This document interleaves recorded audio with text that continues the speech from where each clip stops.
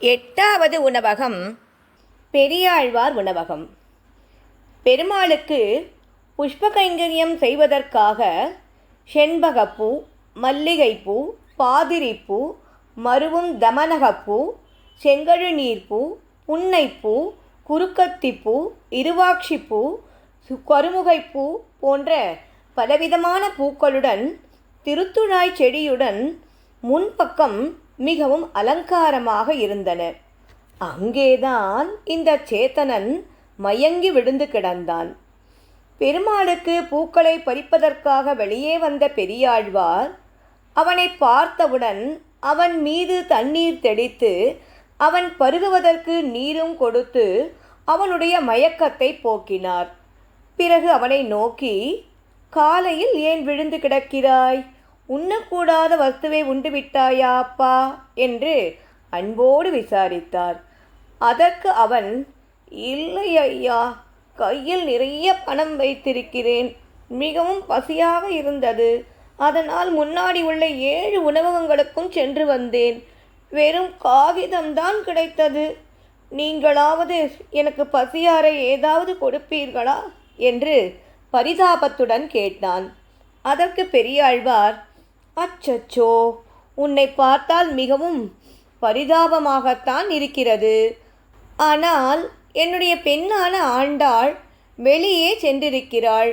அவள் இருந்தால் உனக்கு கட்டாயம் உன் பசியை ஆற்றியிருப்பாள்.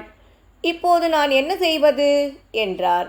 அதற்கு அவன், அதனால் என்ன, இப்போது நீர் எதை உண்பீரோ அதையே என் முன்பசிக்கு கொடுங்கள் சுவாமி. உம்முடைய பெண் ஆண்டாள் வந்ததும் முழு சாப்பாடு சாப்பிடுகிறேன் என்றான். உடனே பெரியாழ்வார், என்னை பற்றி தெரியாமல் வந்துவிட்டாயப்பா, நான் இன்றைக்கு எதுவுமே சாப்பிட மாட்டேன் என்றார். இன்றைக்கு ஏகாதசியா சுவாமி, நீர் ஒன்றும் ஸ்வீகரிக்க மாட்டீரா என்றான் அவன். இல்லை அப்பா, என்னுடைய நாக்கானது எம்பெருமானை தவிர வேறு ஒன்றையும் விரும்புவதில்லை என்று கூறினார். வாக்கு தூய்மை இல்லாமையினாலே மாதவா உன்னை வாய்க்கொள்ள மாட்டேன். நாக்கு நின்னையல்லால் அறியாது நானதஞ்சுவன் என் வசமன்னு. அதாவது, மாதவனே, உன்னை ஸ்தோத்திரம் பண்ணத்தக்க பரிசுத்தி என் நாக்குக்கு இல்லாமையினாலே உன்னை ஸ்தோத்திரம் பண்ண சக்தி அற்றவனாக இருக்கிறேன்.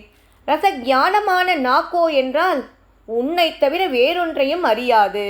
அந்த நாக்கின் தோஷத்தை நினைத்து நான் பயப்படுகிறேன் என்றும், கண்ணா, நான்முகனை படைத்தானே, காரணா கரியாய் அடியேன் நான், உண்டானால் பசியாவதொன்னில்லை, ஓவாதே நமோ நாரணாவென்னு, என்னா நாளும் இருக்கது சாமவேத நான்மலர் கொண்டு உனபாதம் நன்னானாள், அவை தத்துருமாகில் அன்று எனக்கு அவை பட்டினி நாளே. கண்ணா, நான்முகனை படைத்தவனே, காரணா, நீலமேக சியாமளமாய் இருப்பவனே, உன்னை தவிர வேறொன்றும் அறியாத சேஷபூதனான நான் உண்ணவில்லை என்றால் அன்று எனக்கு பசி ஏற்படுவதில்லை. நிரந்தரமாக நமோ நாராயணாய என்று சொல்ல முடியாத நாள்தான் எனக்கு பட்டினி நாளாகும்.